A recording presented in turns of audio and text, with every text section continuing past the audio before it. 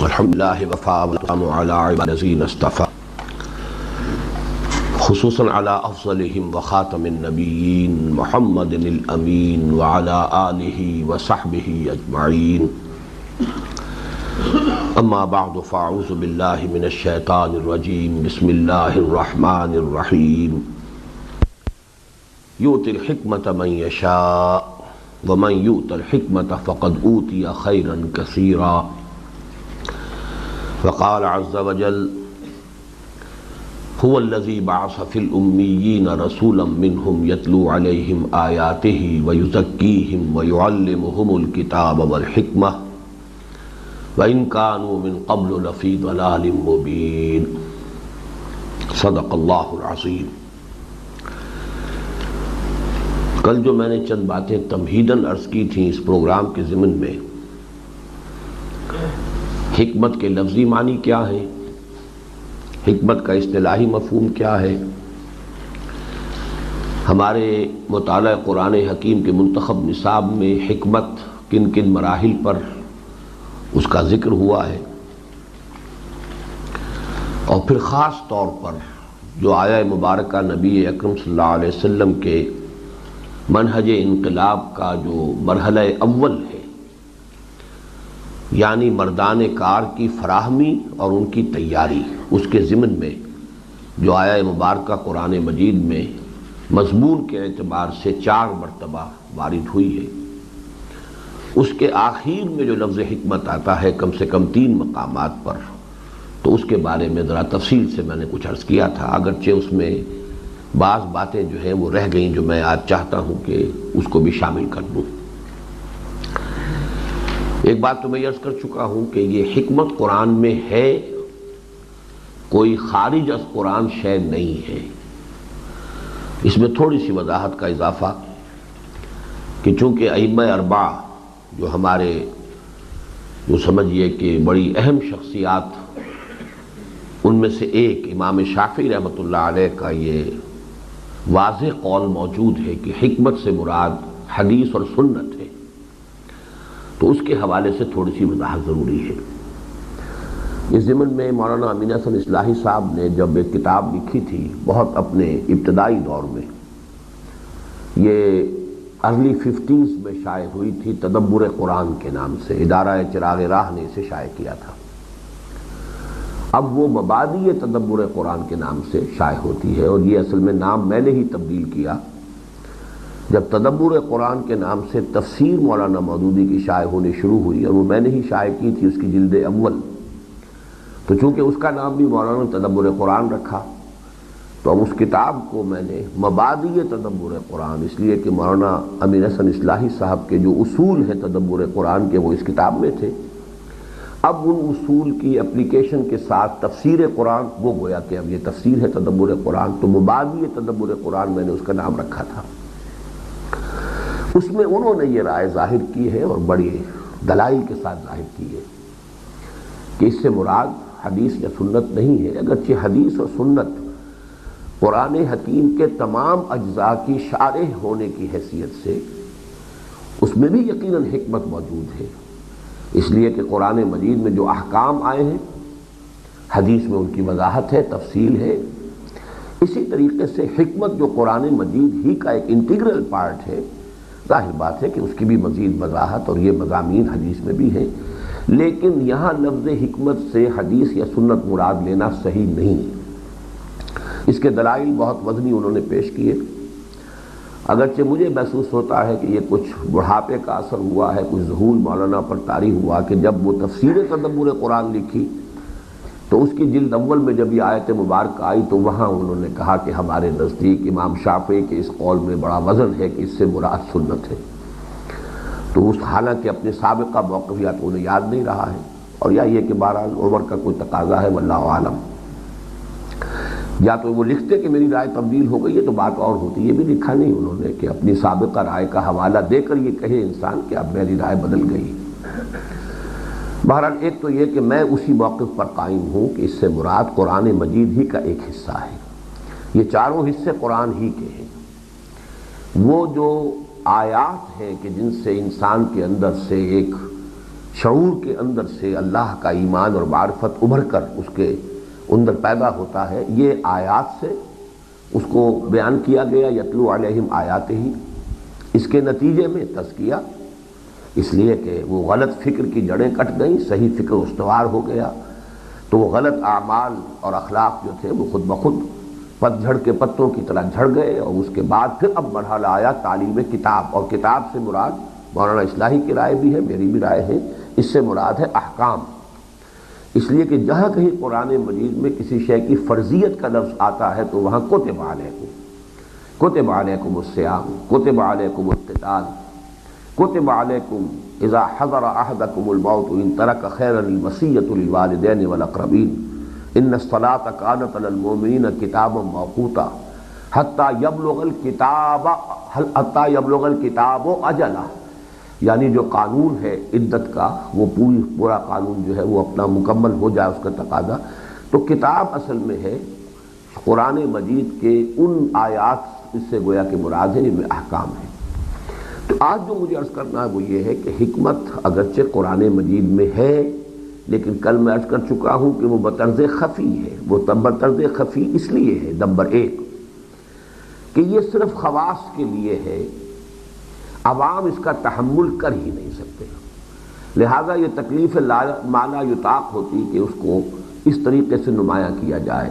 علامہ اقبال کا جملہ جو میں نے کل کوٹ کیا تھا، میں اسے ان کوالیفائڈ فارم میں صحیح نہیں سمجھتا، میرے نزدیک انہوں نے غلط بات کہی ہے اگر مطلقاً لیا جائے، لیکن اگر یہ کہا جائے کہ اپیرنٹلی قرآن مجید جو ہے وہ عمل پر زیادہ زور دیتا ہے بنسبت نظریے کے اور علم کے اور فکر کے، تو اپیرنٹلی کے لفظ کے اضافے کے ساتھ جملہ صحیح ہو جائے گا۔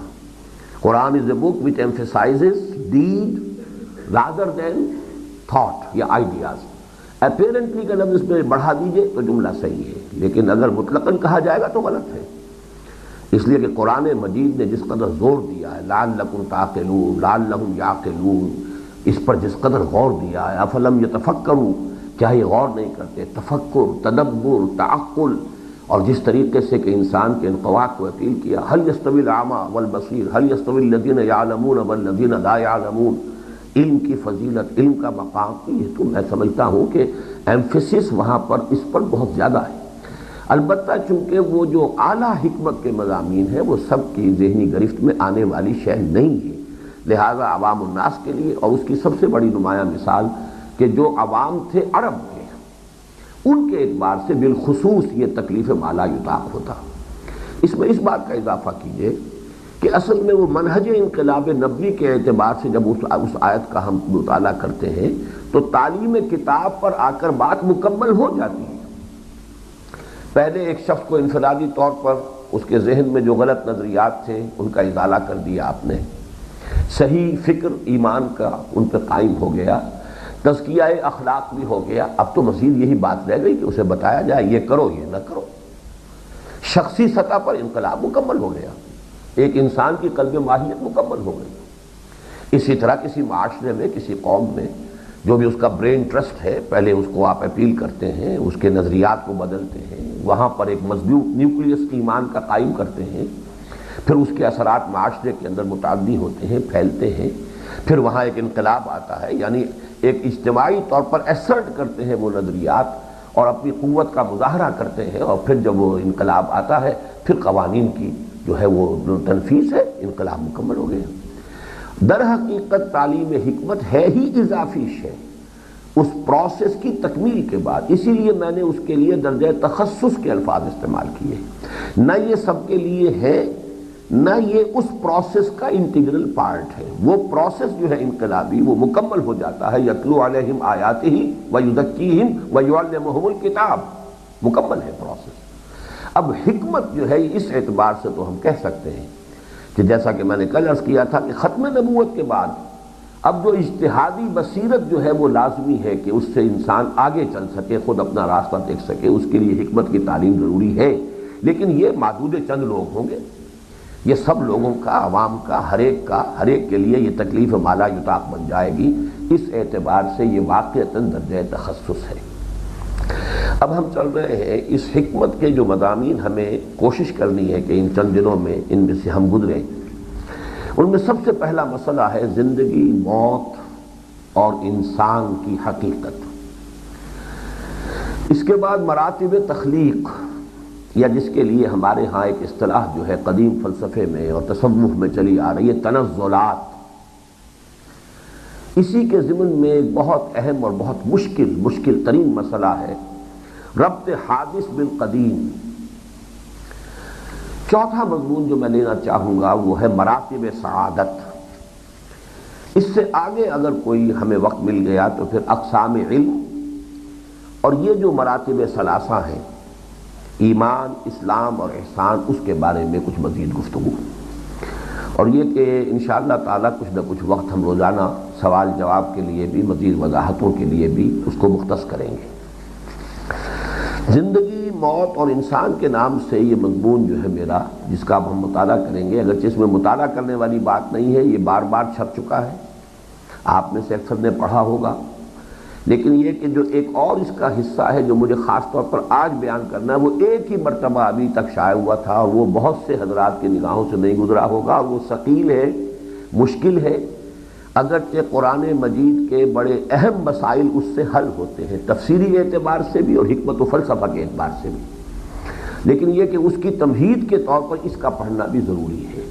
اس میں یہی ہے کہ میں کوشش کروں گا کہ ریپڈ ریڈنگ ہو جائے، یہ مضامین بالکل سامنے کے ہیں یوں سمجھیے، اور یہ جو اس میں پہلا مضمون ہے طویل، وہ یوں سمجھیے کہ میرا پہلا مضمون ہے جو میں اپنے اس مشن کے ضمن میں اس کا آغاز کرنے کے فیصلے کے ساتھ جب لاہور منتقل ہوا ہوں، تو جب میں نے کچھ مطالعہ قرآن کریم کے حلقے قائم کیے تھے، اس زمانے میں 66 میں نے یہ مضمون لکھا تھا، اور میں یہ سمجھتا ہوں کہ جہاں تک میرا مطالعہ قرآن کا تعلق ہے، حکمت کے مسائل سے متعلق، اس کی ایک شکل آپ کے سامنے آ جائے گی کہ جو میں نے آپ سے عرض کیا تھا کہ میں اپنی اس غور و فکر، سوچ بچار کے ضمن میں لیٹ 50s میں اپنی آخری آراء تک پہنچ چکا تھا الحمدللہ۔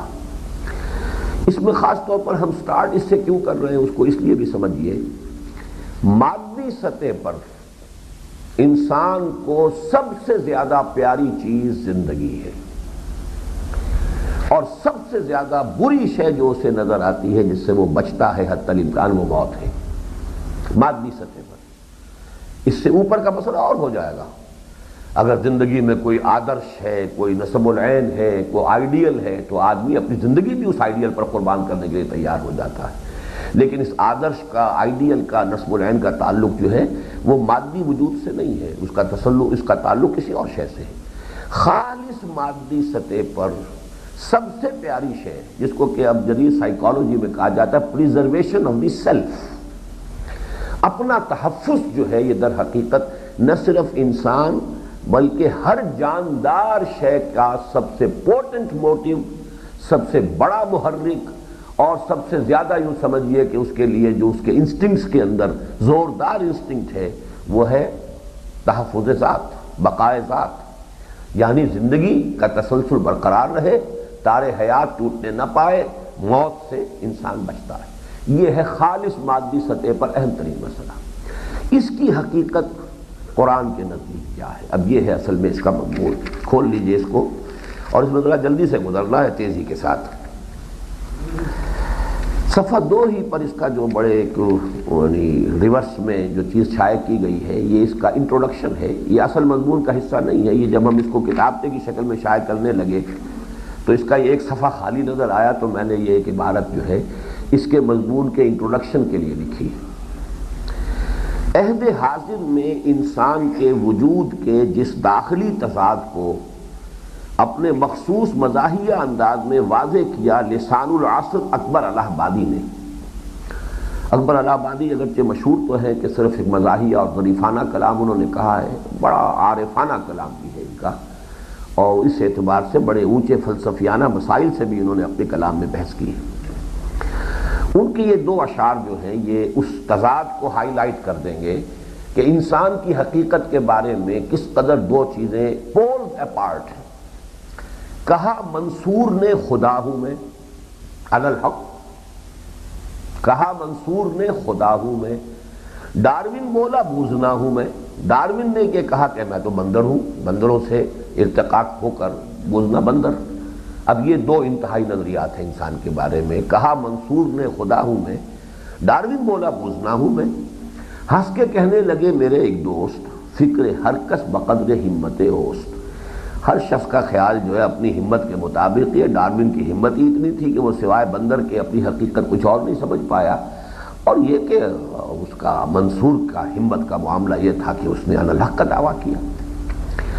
لسان الملت، علامہ اقبال کو اس کے کامل فہم میں کچھ وقت لگا. ابھی چونکہ میں سن رہا تھا کچھ سوال جواب ہو رہے تھے.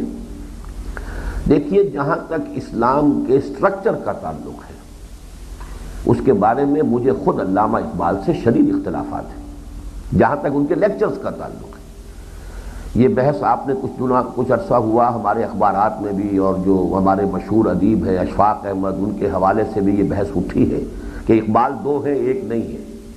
ایک اقبال اپنی شاعری میں نظر آتا ہے، ایک اقبال اپنے ان خطبات میں نظر آتا ہے، اور ان دونوں کے درمیان جو ہے بڑا فرق و تفاوت ہے.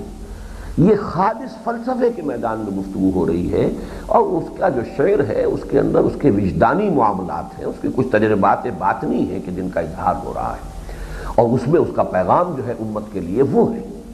خالص فلسفیانہ سطح پر جب گفتگو ہوگی تو واقعہ یہ ہے کہ یہ ہم پڑھیں گے اپنے ایک مضمون میں عقل و نقل کی کشمکش میں کہ فلسفے کی لیمیٹیشنز ہیں، ان سے آگے فلسفہ جا ہی نہیں سکتا.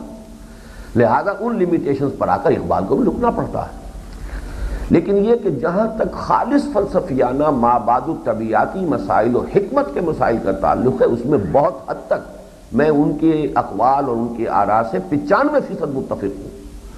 البتہ جہاں اسلام میں اجتہاد اور اس کا رول اور اس کا سکوپ، اس پر جو گفتگو ہوئی ہے وہ میں نے ہر موقع پر اس سے اپنا اختلاف واضح کیا ہے. اس میں یقیناً وہ جو ہے جو تجدد والا انداز ہے وہ ان میں موجود ہے، ان کے لیکچرز کے اندر، خطبات کے اندر. اور میں یہ سمجھتا ہوں کہ یہ غنیمت رہا ہے کہ ان کے خطبات جو ہیں یہ بڑے ثقیل تھے، دقیق تھے، بہت مشکل تھے. ہمارا طبقہ علماء اکثر و بیشتر اس سے واقف نہیں ہے، ورنہ ان پر کفر کے فتوے بہت پہلے لگے ہوئے تھے اور بڑے شد و بد کے ساتھ لگے ہوئے. تو یہ جو خلیفہ عبدالحکیم کے بارے میں آپ کہتے ہیں، بلکہ میرے نزدیک تو خود غلام احمد پرویز کی بھی نسبت اقبال کی طرف ان خیالات کے اعتبار سے غلط نہیں ہے. وہ نسبت صحیح ہے اگر وہ اپنا انتصاب کرتا ہے، اس لیے کہ اس فکر کے جراثیم اقبال کے ہاں بھی موجود ہیں. اور یہ معاملہ وہی ہے اصل میں کہ جو تجدید جو ہو رہی ہے اب اس کے اندر درجہ بدرجہ لا ترکبن طبقا عن طبق، یہ بھی تو یعنی تدریجاً معاملہ ہونے والا ہے. تو اقبال کی شاعری کے اندر محسوس ہوتا ہے کہ وہ پوری کی پوری چھلانگ انہوں نے لگا لی ہے، لیکن اپنے ان خطبات کے اندر وہ بہت سے معاملات کے اندر ان کے اندر تجدد پسندی کا رنگ موجود ہے، یا کم سے کم وہ مواد موجود ہے جسے تجدد پسند لوگ ایکسپلائٹ کر سکتے ہیں، استعمال کر سکتے ہیں. یہاں پر میں بیان کر رہا ہوں کہ اقبال کے ہاں چونکہ یہ چیز تو بالکل متفق رہے ہے کہ تدریج ہوئی ہے اس کے ہاں.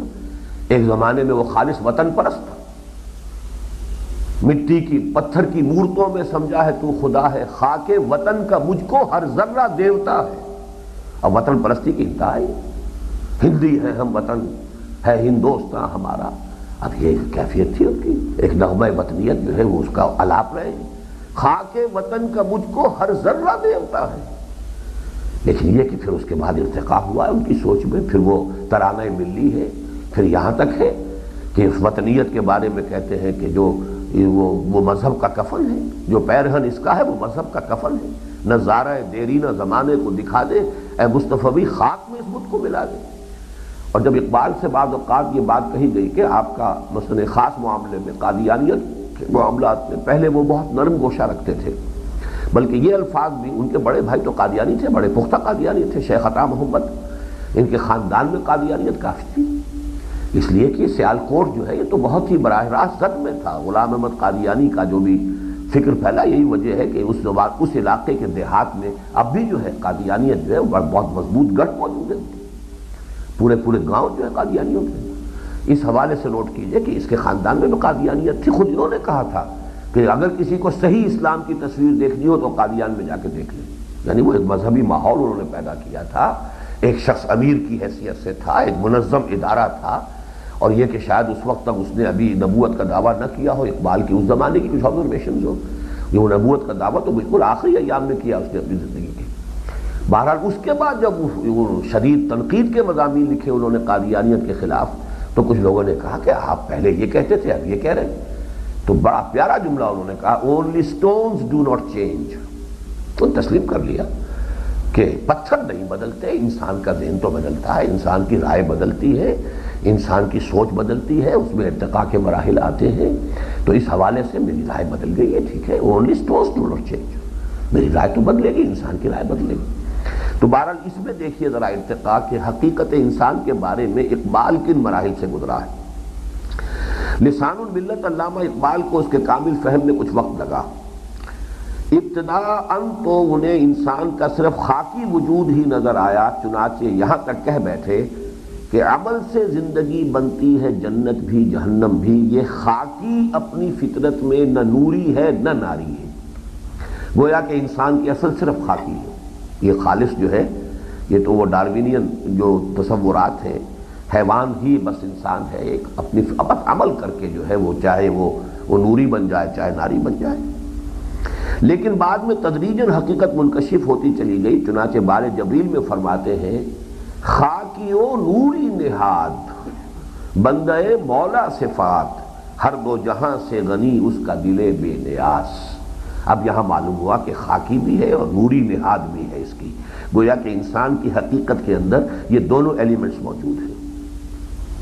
اور آخر کار نہ صرف یہ کہ وہ اس قطعی اور حتمی نتیجے تک پہنچ گئے کہ ہماری اصل ذات یا انا یا خودی تو ہے ہی خالصتاً نوری الاصل, نقطۂ نوری کے نام وہ خودیست, زیر خاک ما شرار زندگیست. یہ خاک تو اوپر کا ڈھیر ہے, اصل جو ہے خودی انا میں وہ تو ایک نورانی وجود ہے, وہ تو نوری ہے. نقطۂ نوری کے نام وہ خودیست. میں انا سے جب اپنے آپ کو تعبیر کر, میں انا سیلف, وہ تو خالص نوری شے ہے. بلکہ اس حقیقت کو بھی پا گئے کہ ہماری ہستی کا یہ نورانی عنصر دراصل خود خدا ہی کی ایک تجلی ہے. نور تجلی بھی اسی خاک میں پنہاں, غافل تو نرا صاحب ادراک نہیں ہے. اب اس کو ذرا نوٹ کیجئے, اس شعر کو سمجھیے. صاحب ادراک جو ہے آپ کرتے ہیں کسی شے کا, خارجی شے کا. یہ ہماری مدرکات ہیں جن کے ذریعے سے آنکھ کان ادراک ہم کر رہے ہیں, باہر سے کسی چیز کا ادراک کیا ہم نے. ہمارے اندر سے کوئی شے نہیں نکل رہی ہے, خارج سے ہمارے اندر فیڈ ہو رہا ہے. جیسے کمپیوٹر کے اندر اپنا کچھ نہیں ہے, قطعاً کچھ نہیں ہے. کمپیوٹر میں تو جو کچھ آپ نے فیڈ کیا ہے وہ اس کو پروسیس کرتا ہے. تو کیا انسان بھی بس یہی کچھ ہے؟ نہیں. تجلی ہوتی ہے جو اندر سے برآمد ہوتی ہے. ایک شے ہے, نور ہے, وہ اپنے آپ کو ظاہر کرتا ہے. تو در حقیقت شخصیت انسانی کے یہ دو پہلو ہیں. ایک وہ خارج سے ادراکات جو کر رہا ہے, اس سے جو کچھ علم اسے حاصل ہو رہا ہے, تو یہ صاحب ادراک. لیکن یہ کہ دوسری طرف اس کے اندر کچھ ہے جو اپنا ظہور چاہتا ہے, جیسے نور اپنا ظہور چاہتا ہے. تو ہے نور تجلی بھی اسی خاک میں پنہاں, غافل تو نرا صاحب ادراک نہیں ہے. دم چیست پیام شنیدی نہ شنیدی, در خاک کے تو یک جلوہ آمست نہ دیدی, دیدن دیگر آموز شنیدن دیگر آموز. کوئی اور سننا سیکھو, کوئی اور دیکھنا. یہ ایک ان آنکھوں سے دیکھنا ہے, ایک ان کانوں سے سننا ہے, ایک اور سننا بھی ہے. وہ کیا ہے وہ آج ہم اپنے مضمون میں پڑھیں گے. اور ایک اور دیکھنا بھی ہے, دیدن دیگر آموز شنیدن دیگر آموز. دم چیست پیام است, یہ تمہارا سانس جو آ رہا ہے یہ بھی ایک پیام ہے, کسی کی طرف سے پیغام آ رہا ہے. شنیدی نہ شنیدی, در خاک کے تو یک جلوہ عام است. تیری اسی خاکی وجود کے اندر یہ جلوہ گاہ ہے اللہ تعالیٰ کی, اسی میں تجلی باری تعالیٰ موجود ہے. نہ دیدی, دیکھتے نہیں ہو. دیدن دیگر آموز شنیدن دیگر آموز. کاش کہ عہد حاضر کے مسلمان کو اس دیدن دیگر اور شنیدن دیگر کی توفیق مل جائے. یہ کوئی اور دیکھنا, کچھ اور سننا, اس کی توفیق مل جائے. یہ میری دعا ہے. خدایا آرزو میری یہی ہے, میرا نور بصیرت عام کر دے. اب 2 صفحے آپ چھوڑ جائیے, یہ تو اس کا ایک. اب آئیے حقیقت زندگی.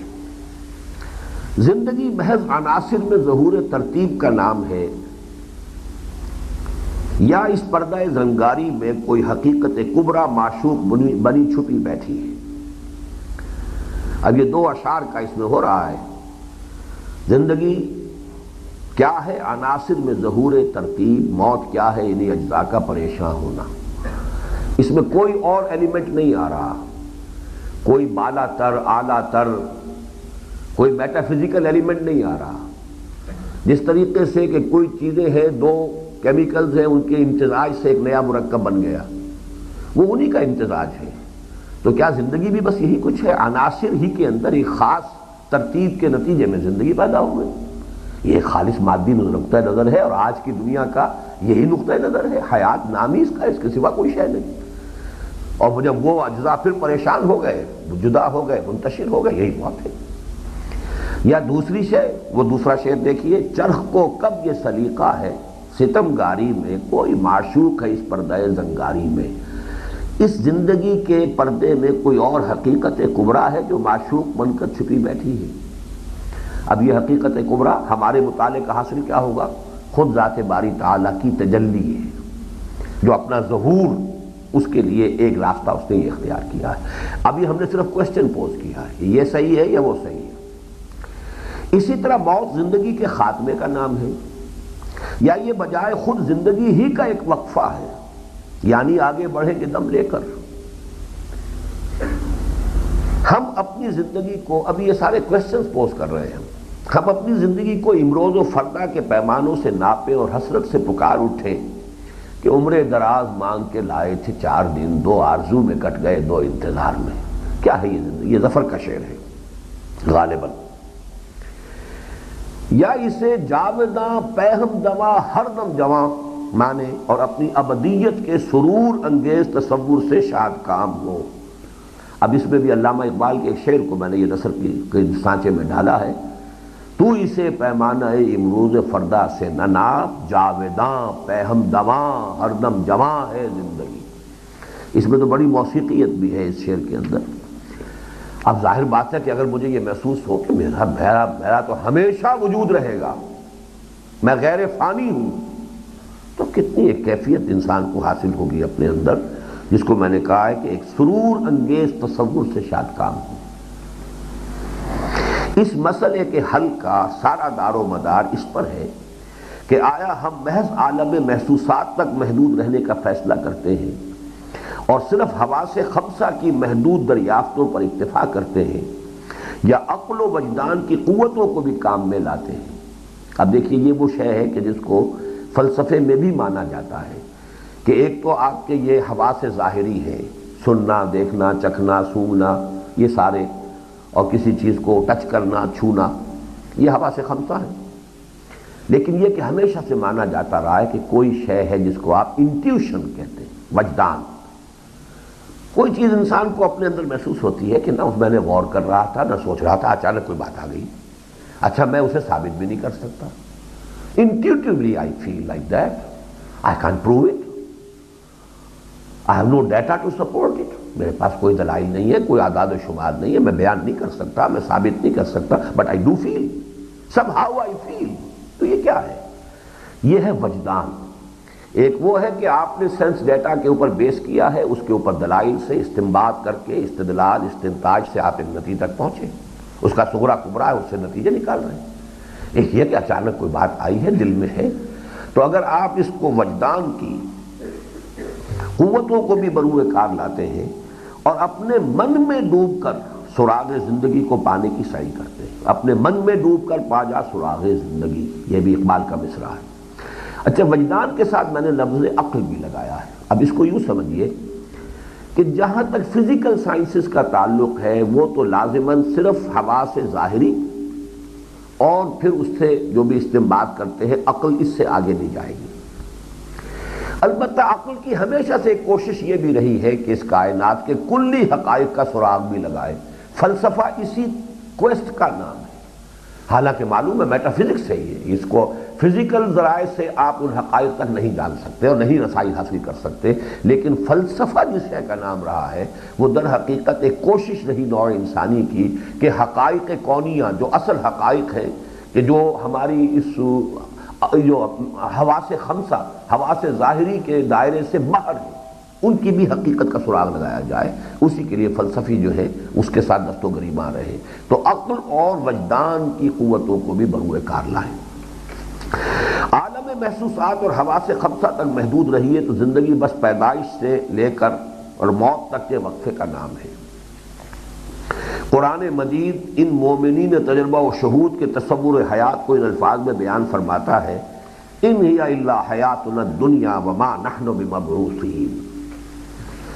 یعنی یہ فلسفہ ایسا نہیں ہے کہ آج ہی ہے دنیا میں، امپیریسزم آپ اسے کہیں، میٹیریلزم آپ اسے کہیں، لاجیکل پازیٹیوزم آپ اسے کہیں، بے شمار نام ہے فلسفوں کے، سب کا خلاصہ یہی ہے جو قرآن مجید نے یہاں بیان کیا۔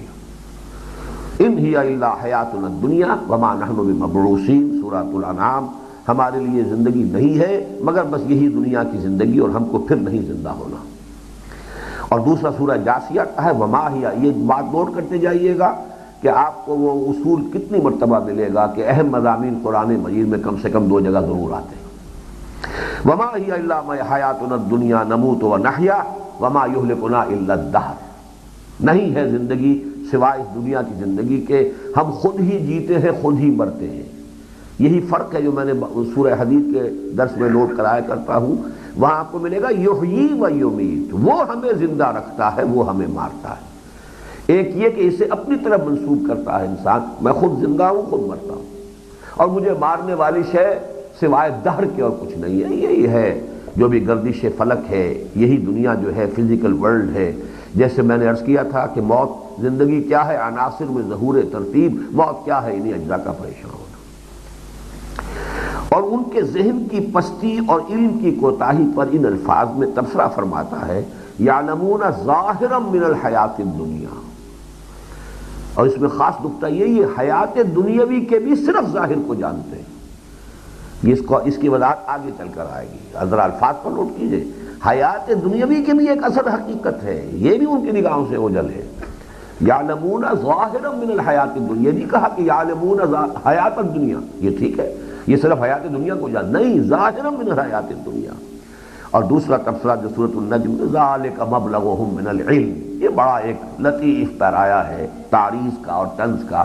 یہ ہے ان کی پہنچ علم کے معاملے میں، بس یہاں تک رسائی ہو پائی ہے۔ مبلغ علم جس کو ہم پھر محاورتاً استعمال کرتے ہیں اردو ادب میں، مبلغ علم، یہ قرآن کی اصطلاح ہے۔ ذالک مبلغہم من العلم، علم میں سے بس ان کی رسائی یہیں تک ہو پائی ہے کہ انہیں حیات دنیاوی کے سوا کچھ نظر ہی نہیں آتا۔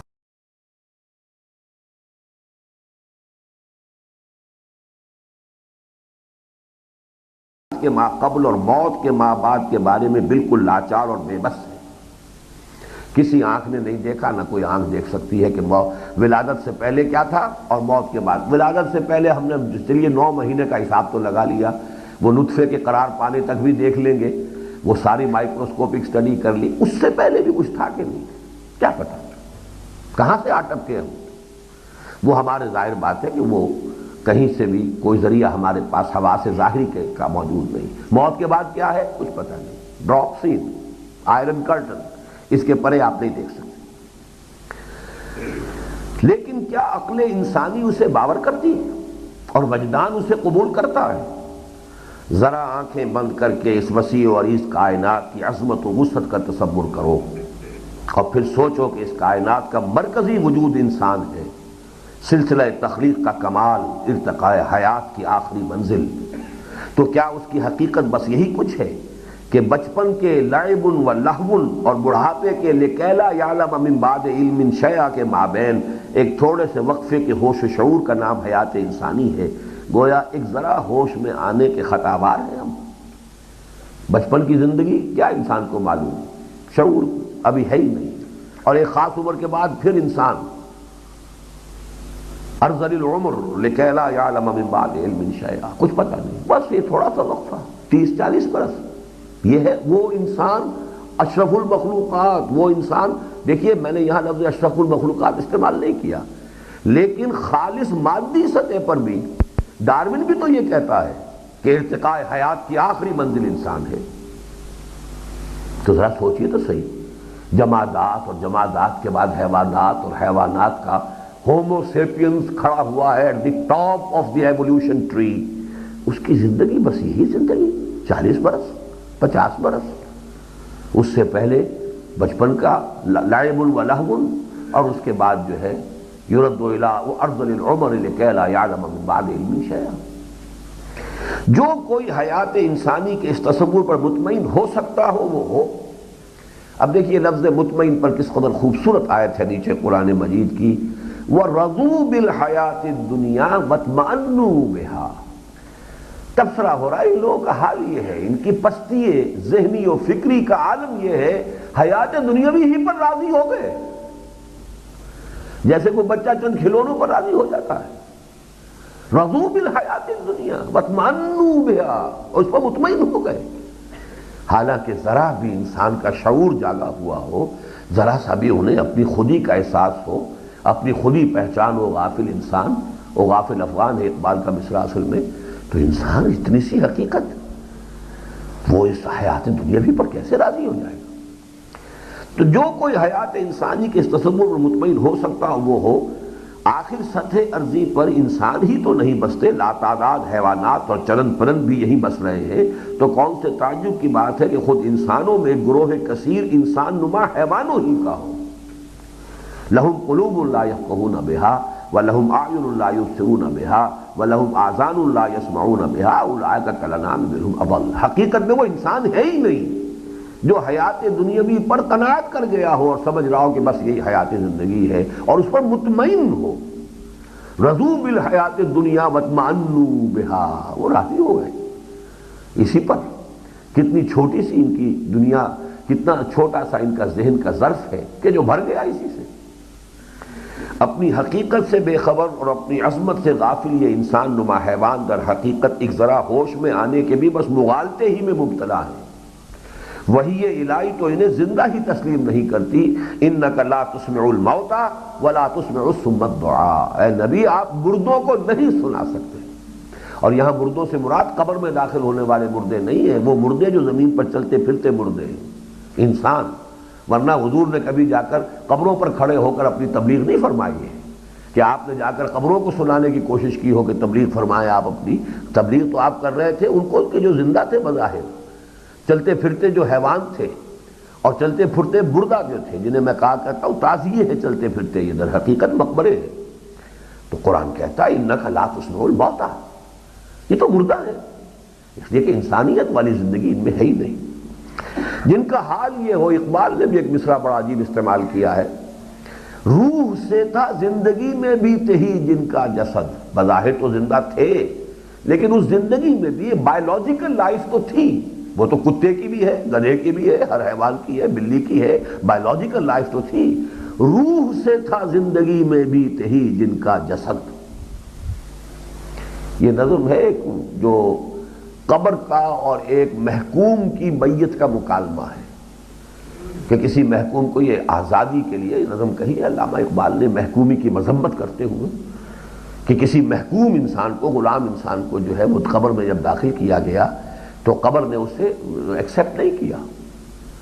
کیا وجہ ہے؟ میرے اندر یہ اتنی کہاں سے یہ سوزش آ گئی؟ قبر کہہ رہی ہے۔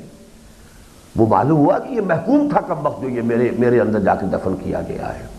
تو اس میں آتا ہے کہ بانگ اسرافیل ان کو زندہ کر سکتی نہیں، روح سے تھا زندگی میں بھی تہی جن کا جسد۔ آہ ظالم تو جہاں میں بندہ محکوم تھا، میں نہ سمجھی تھی کہ ہے کیوں خاک میری سوزناک۔ میں نہیں سمجھتی تھی کہ کیا ہوا ہے مجھے، میری یہ مٹی کو کس قسم کی جلن کیوں شروع ہو گئی ہے۔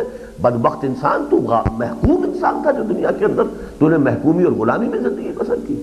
آہ ظالم تو جہاں میں بندہ محکوم تھا، میں نہ سمجھی تھی کہ ہے کیوں خاک میری سوزناک۔ اس کے بعد پھر آخری یہ شعر ہے اس نظم کا، بانگ اسرافیل ان کو زندہ کر سکتی نہیں، روح سے تھا زندگی میں بھی تہی جن کا جسد۔ وہ تو جو بانگ اسرافیل سے جو زندہ ہوں گے وہ تو وہی ہوں گے۔ بہرحال یہ شاعرانہ خیالات ہیں، لیکن میں نے اس شعر کی حقیقت جو یہاں ہے اس کو بیان کیا ہے۔ جن کا حال یہ ہو کہ روح سے تھا زندگی میں بھی تہی جن کا جسد، وہ کب حیات انسانی کے لطیف حقائق کا ادراک کر سکتے ہیں؟ قفس حواس کے ان زندانیوں، الفاظ نوٹ کیجئے، قفس حواس کے یہ زندانی، کیا مطلب؟ جو یہ طے کر لیتے ہیں، جنہوں نے لمٹ کر لیا ہے کہ ہم صرف وہی شے مانیں گے جو ہمارے حواس کی گرفت میں آئے۔ دس از دی کرکس آف دی میٹر۔ اس آج کی تہذیب کا اصل جو لب لباب ہے یہ ہے۔ اور اس کے برعکس کیا ہے؟ یؤمنون بالغیب۔ قرآن مجید آغاز کرتا ہے ہدل للمتقین الذین یؤمنون بالغیب۔ ایک وہ لوگ ہیں کہ جو ہمارے تجربے میں جو شے آ رہی ہے، جو ویریفائبل ہے، جس کو ہم دیکھ سکتے ہیں، چکھ سکتے ہیں، سونگھ سکتے ہیں، بہرحال وہ ہے کہ جس کو ہم مانیں گے۔ باقی ہے یا نہیں ہے، ہو سکتا ہے ہو، نہیں ہے نہ ہو، کیا پتا کس نے دیکھا کس نے بتایا، ہے بھی تو وہ لا یعبا بہی ہے، اس کی طرف کوئی توجہ کرنے کی ضرورت نہیں ہے، کوئی اہم شے نہیں ہے۔ اصل شے تو یہ زندگی ہے۔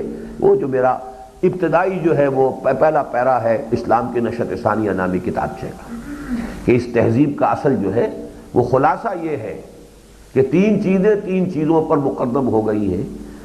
خدا پر کائنات مقدم ہو گئی، روح پر مادہ مقدم ہو گیا، حیات اخروی پر حیات دنیاوی مقدم ہو گئی۔ انکار ہو یا نہ ہو، مقدم یہ ہے، اہم یہ ہے، اصل حقیقت ان کی۔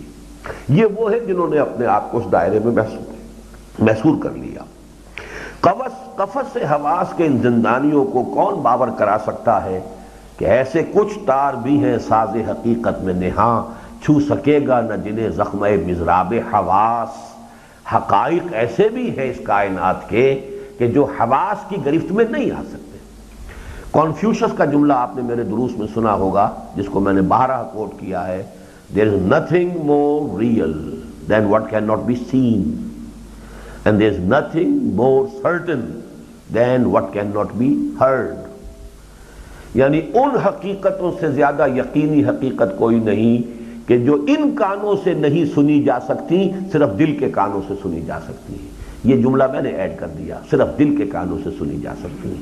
یہ ہے وہ شنیدن دیگر، دوسری قسم کا سننا، اور اس سے زیادہ حقیقی اور واقعی چیزیں اور کوئی نہیں ہے جو ان آنکھوں سے نہیں دیکھی جا سکتی بلکہ جنہیں صرف دل کی آنکھ سے دیکھا جا سکتا۔ یعنی کنفیوشس نے صرف لا کہا ہے، الا کا اضافہ میں کر رہا ہوں۔ there is nothing more certain than what cannot be seen, but it can be seen through the eyes of the heart. There is nothing more certain than cannot be heard through these ears, but they can be heard through the ears of the heart۔ یہ ہم بعد میں پڑھیں گے۔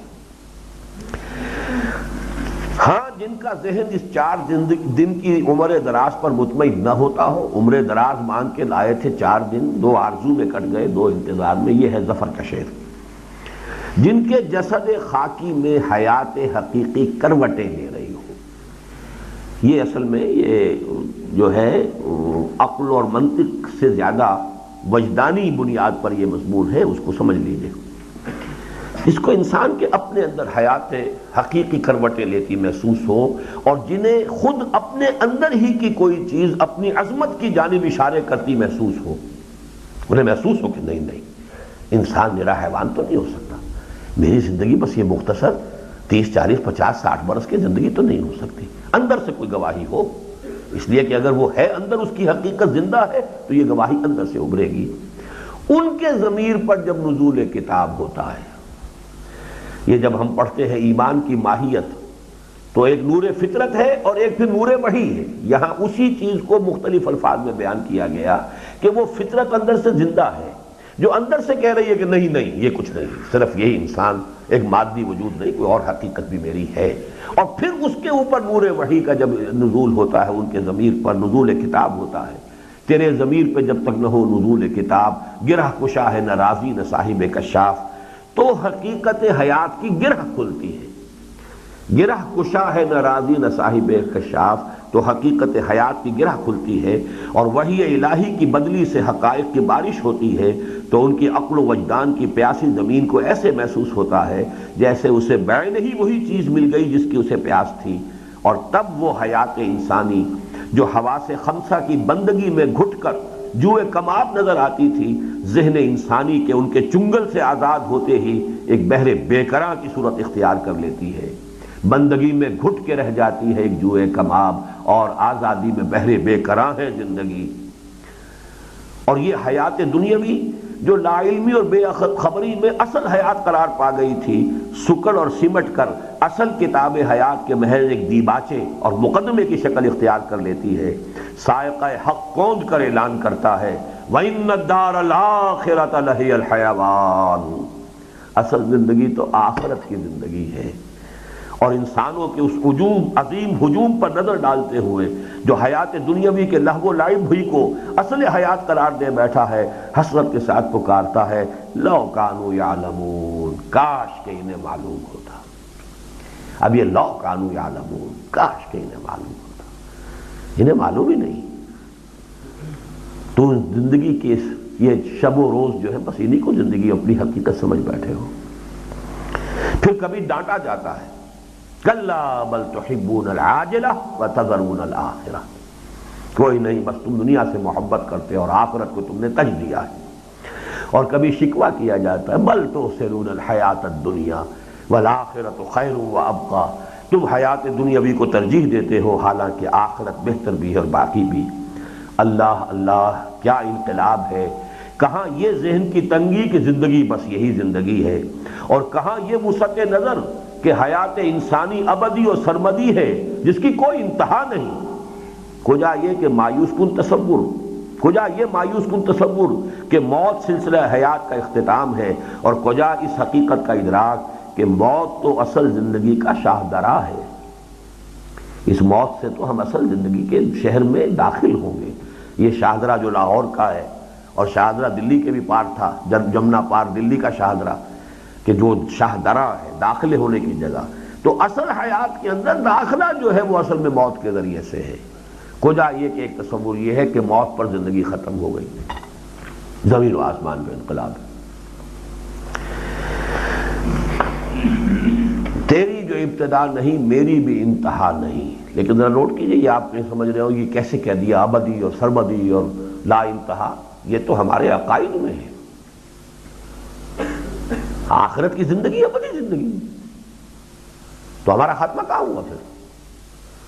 اگرچہ اس کے بارے میں کوئی ایک اور رائے بھی ہے، وہ میں بعد میں عرض کروں گا، لیکن یہ کہ قرآن مجید کا جو مین جو پیغام ہے وہ تو یہی ہے، ابداً ابدا، ہمیشہ ہمیشہ، لا يموت فیہا ولا یحیا، موت تو نہیں آئے گی نا، چاہے زندگی بھی نہ ہو جہنم والے کی، لیکن موت تو نہیں آئے گی۔ بہرحال تو ابدی تو ہو گئے ہم۔ بدقسمتی سے اخروی زندگی کے ماننے والوں میں بھی بہت کم بلکہ شاذ ہی ایسے ہیں جو اس کے جاننے والے ہیں۔ اب ان دونوں الفاظ کو سمجھیے، ماننا اور ہے عقیدے کی حیثیت سے، جاننا اس کی قدر و قیمت کا جاننا، اس حیات دنیاوی سے اس کی اصل ریشو پروپورشن کا جاننا۔ یہ کہا سارا معاملہ یہاں ہے، مانتے تو ہم سب ہیں، جانتے نہیں ہیں اسے۔ جانتے اور جان لیں تو عظیم انقلاب آ جائے گا زندگی۔ ماننا اور ہے، اس کا آگے وضاحت آ رہی ہے۔ ایک یہ ہے کہ اصل زندگی تو یہ ہے، ایک ضمیمے کے طور پر وہ زندگی بھی ہے، جیسے کتاب کے ساتھ ضمیمہ لگا ہوتا ہے۔ ایک یہ کہ اصل کتاب زندگی موت کے بعد کھلے گی، یہ اس کا صرف مقدمہ یا دیباچہ ہے۔ ماننے میں تو ہو گیا، لیکن ان دونوں میں کتنا زمین و آسمان کا فرق ہے، ریشو پروپورشن کا فرق ہے۔ اگر اصل کتاب زندگی وہ ہے اور یہ صرف اس کا دیباچہ ہے تو آپ کا مینٹل ایٹیچیوڈ اور ہوگا، اور اصل کی زندگی یہ ہے وہ اس کا ضمیمہ ہے تو آپ کا مینٹل ایٹیچیوڈ اور ہوگا۔ کہنے کو آپ آخرت کے ماننے والے، دونوں ہی ماننے والے۔ تو بدقسمتی سے اخروی زندگی کے ماننے والوں میں بھی بہت کم بلکہ شاذ ہی ایسے ہیں جو اس کے جاننے والے بھی ہوں۔ اس کا ماننا جس قدر آسان ہے، جاننا اسی قدر دشوار ہے۔ ماننا تو محض توارث سے بھی مل جاتا ہے، میرے والدین مانتے تھے، میں بھی مانتا ہوں، میں مانتا ہوں میری اولاد بھی مانے گی، لیکن جاننے کے لیے اپنے ظرف ذہنی کو وسیع و عمیق کرنے کی ضرورت ہے، اور اس کا موقع آج کی مادہ پرست دنیا میں کسے نصیب ہے؟ ماننے والوں کی غالب اکثریت نے حیات دنیاوی کو اصل کتاب جان کر حیات اخروی کو اس کے بس ایک تتمے اور ضمیمے کی حیثیت سے مانا ہے۔ کتاب زندگی، اصل کتاب زندگی اس دنیا کی زندگی کو مان کر وہاں جاننا ہے، جان کر، اور حیات اخروی کو صرف اس کے ضمیمے یا تتمے کی حیثیت سے جانا ہے۔ حالانکہ جاننا یہ چاہیے کہ اصل کتاب حیات تو موت کے بعد کھلنے والی ہے، یہ حیات دنیاوی تو بس اس کا ایک دیباچہ یا مقدمہ ہے، یہ حقیقت ہے اور وہ محض اس کا ایک عکس، وہ ابدی ہے وہ حقیقت ہے اور یہ محض اس کا ایک عکس، وہ ابدی ہے اور لا متناہی اور یہ عارضی ہے اور مختتم، وہ حقیقی اور واقعی ہے اور یہ اس کے مقابلے میں محض کھیل تماشا بلکہ متاع غرور۔ آیات بینات وما الحیات الدنیا فی الآخرۃ الا متاع، آخرت کے مقابلے میں دنیا کی زندگی صرف تھوڑے سے ساز و سامان ضرورت کی چیزوں کے کچھ نہیں۔ فما متاع الحیات الدنیا فی الآخرۃ الا قلیل، یہاں پھر دیکھیے جوڑے آ رہے ہیں آیتوں کے، وما هذه الحیات الدنیا الا لہو ولعب، نہیں ہے یہ دنیا کی زندگی سوائے کھیل اور کود کے کچھ، وما الحیات الدنیا الا متاع الغرور، اور نہیں ہے یہ دنیا کی زندگی مگر دھوکے کا سودا، اس حقیقت پر شاہد ہیں۔ لیکن اب یہاں آ رہا ہے اس حیات دنیاوی کا یہ جو ایک نیگیشن آ رہی ہے، اس کو بیلنس کیجئے اس کے پازیٹیو سائڈ کے ساتھ۔ حیات دنیاوی کی یہ ساری بے وضاحتی اور کم آئیگی حیات اخروی کے مقابلے ہی میں ہے، ورنہ بجائے خود یہ ایک ٹھوس حقیقت ہے۔ جیسے روح کے مقابلے میں مادے کی کوئی حیثیت نہیں، لیکن مادہ خود اپنی جگہ پر ایک ٹھوس حقیقت ہے۔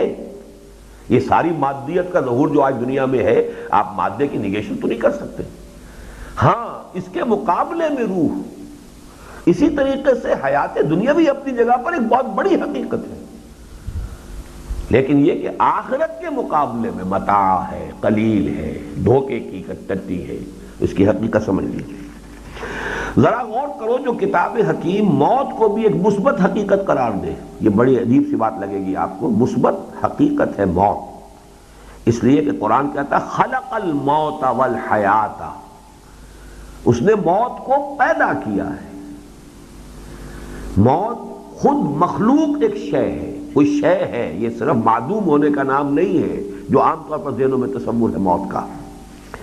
ذرا غور کرو جو کتاب حکیم موت کو بھی ایک مثبت حقیقت قرار دے جو حیات ہی کی طرح تخلیق کے مراحل سے گزری ہے۔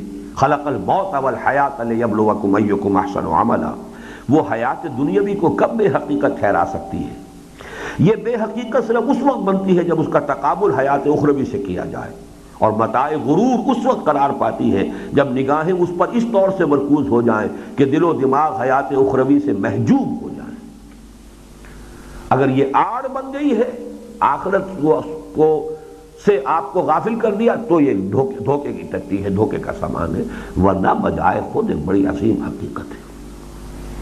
یہی رمز ہے قرآن حکیم کے اس تبصرے میں کہ یعلمون ظاہرا من حیات الدنیا، یہ حیات دنیاوی کے بھی صرف ظاہر سے واقف ہے، اس کی حقیقت کیا ہے وہ ایک حدیث کے حوالے سے آگے آئے گی۔ یہ مومنین حیات دنیاوی خود حیات دنیاوی کی حقیقت سے کب واقف ہے، اس کا بھی بس ظاہر ہی ان کی نگاہوں کے سامنے ہے، خود اس کی حقیقت آشکارا ہو جائے تو حیات انسانی کے جملہ حقائق تک رسائی کی راہیں روشن ہو جائیں۔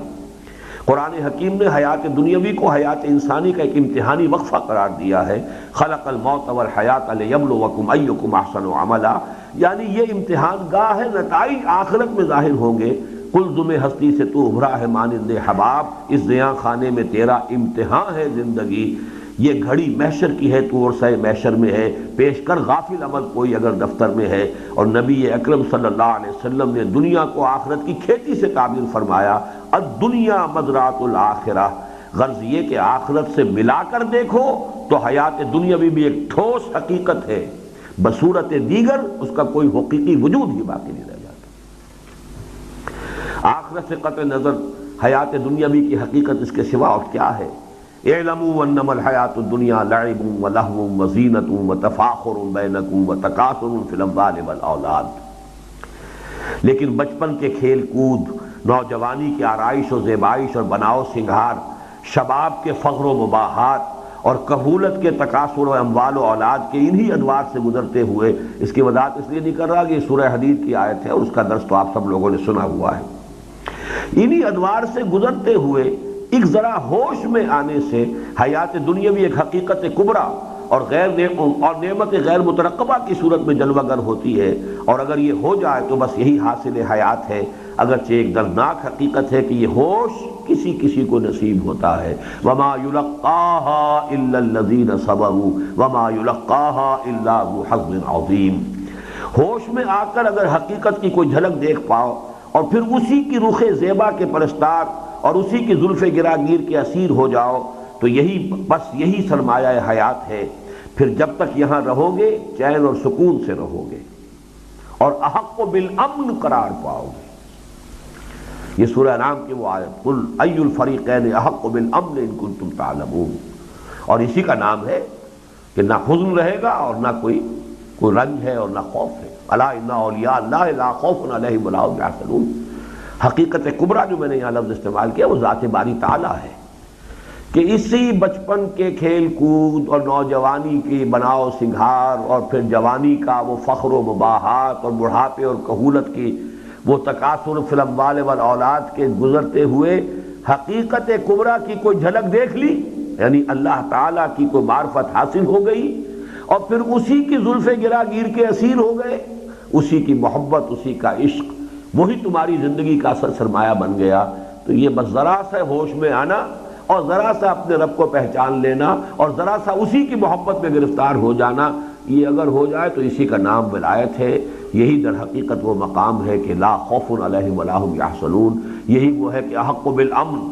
پھر جب تک یہاں رہو گے چین اور سکون سے رہو گے اور احق بالامن قرار پاؤ گے.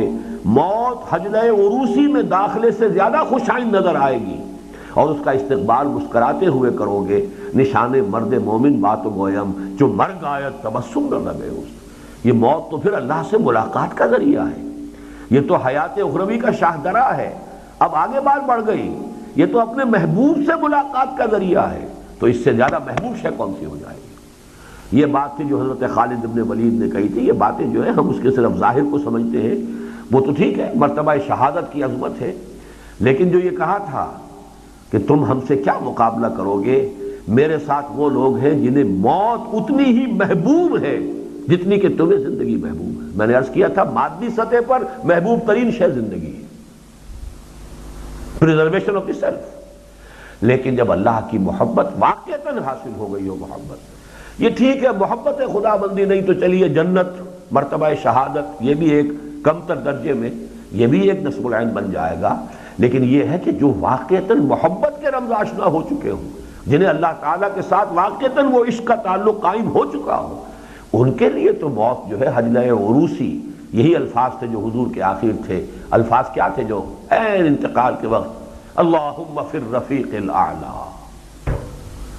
اب وہ رفیق اعلی، بس اب وہ درکار ہے، کچھ نہیں درکار. اور یہ وہی بات ہے اصل میں کہ جو حضور نے حدیث میں فرمائی ہے کہ انبیاء کو موت کے وقت بھی آپشن دیا جاتا ہے. ابھی مزید رہنا چاہتے ہو دنیا میں، رہ سکتے ہو. ویسے your mission has been accomplished, your time has come, you can return. یہ ریٹرن ہی ہے نا. اللہم فی الرفیق الاعلی. اگرچہ یہ بات کہنے کی نہیں ہے لیکن میرا بہرحال خیال ہے، بعد موقع پر میں نے کہا بھی ہے کہ کبھی اگر اللہ نے پہنچائی دیا حضور کے قدموں میں تو شکوہ کروں گا کہ آپ نے جلدی کی. عرب میں انقلاب ابھی اس کی تکمیل ہوئی تھی. ابھی وہ جو لوگ یدخلون فی دین اللہ افواجا آئے تھے ان کی تربیت کا ابھی مرحلہ باقی تھا. آپ نے جلدی کی، لیکن یہ وہ عشق کا غلبہ ہے. اب نہیں جی چاہ رہا رہنے کو مزید. اگر وہ وقت ختم ہو گیا، میرا جو ایک فرض منصبی ہے، الدنیا سجن المومن و جنت الکافر، یہ مومن کے لیے قید خانہ ہے. اس کے لیے تو جو قیدی کی سب سے بڑی آرزو تو ہے کہ وہاں سے چھٹکارا ملے. وہ تو ایک حکم ہے جس کی وجہ سے وہ پابند ہے. یہ زندگی لائبلٹی ہے، ایسٹ نہیں ہے اس معنی میں. یہاں تو ہم مجبوراً رکھے گئے ہیں. اگر آخرت پر یقین اور اللہ سے محبت ہے تو بہرحال اس صورت میں موت محبوب ہوگی، موت کی طلب ہوگی، وہ مطلوب ہوگی. اور یہ جو میں نے کہا ہے کہ حجلہ عروسی میں داخلے سے زیادہ خوش آئند نظر آئے گی، اس لیے کہ وہ تو محبوب سے ملاقات کا ذریعہ ہے. نشان مرد مومن بات و گویم جو مر گاید تبسم نہ لگے اس.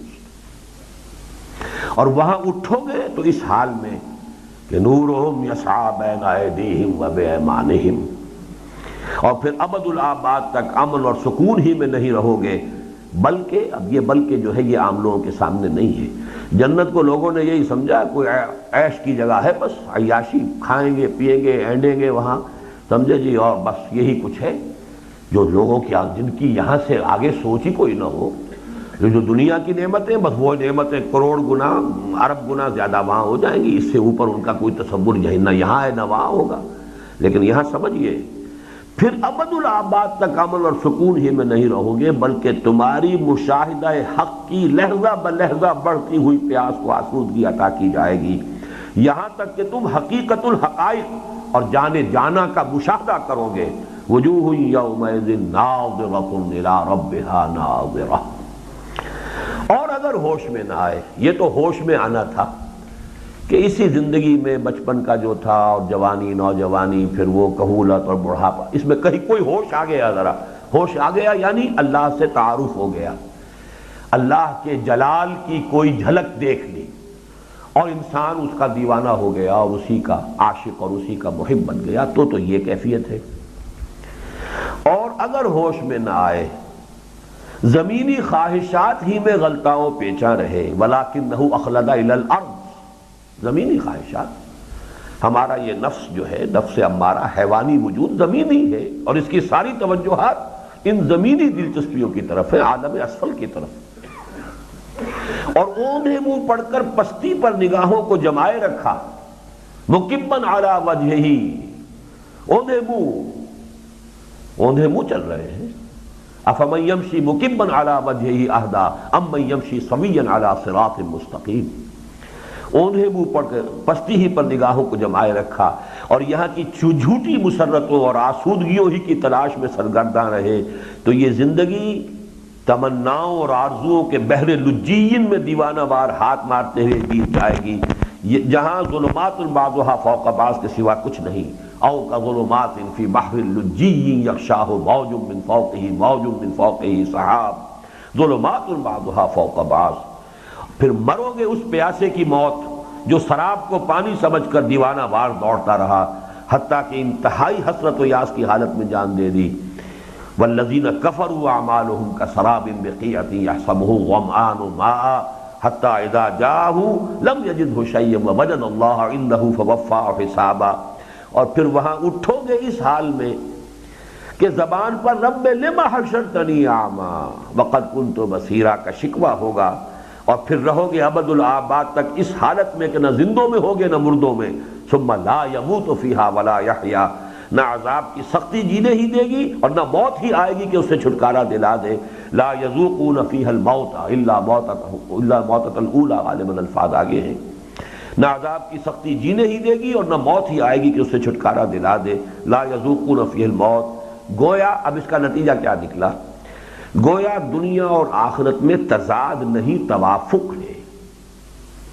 غلط سمجھا جنہوں نے اسے ایک دوسرے سے مختلف یا اس کی ضد سمجھا، یہ دونوں باہم دیگر پیوست و ہم آغوش ہیں، ایک ہی۔ اب اسی لیے یہاں پہ لفظ نوٹ کیجئے ہم آغوش کے، کہ یہ بات میرے دروس میں آتی ہے کہ جب قرآن مجید کہتا ہے وَمِن كُلِّ شَيْءٍ خَلَقْنَا زَوْجَيْنِ، تو دنیا کا زوج ہے آخرت۔ جس طرح زوجین باہم پیوست ہوتے ہیں، اسی طریقے سے یہ حیات دنیاوی حیات اخروی باہم پیوست ہے، مربوط ہے، مسلسل ہے۔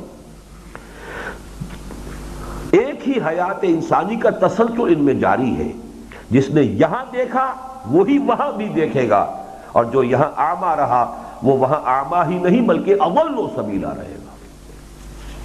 وَمَنْ كَانَ فِي هَذِهِ أَعْمَىٰ فَهُوَ فِي الْآخِرَةِ أَعْمَىٰ وَأَضَلُّ سَبِيلًا، اور حقائق سے جیسے یہاں محجوب رہا ایسے ہی حقیقت کبریٰ کے مشاہدے سے وہاں محروم رہے گا۔ كَلَّا إِنَّهُمْ عَنْ رَبِّهِمْ يَوْمَئِذٍ لَمَحْجُوبُونَ۔ دیکھی اس حیات مستعار کی عظمت اور اس ذرا ہوش میں آنے کی اہمیت، تبھی تو وہی الہی بار بار پکارتی ہے لو کانوا یعلمون۔ یہ جملہ نہ معلوم کتنی مرتبہ آیا ہے قرآن، لو کانوا یعلمون، لو کانوا یعلمون، لو کانوا یعلمون۔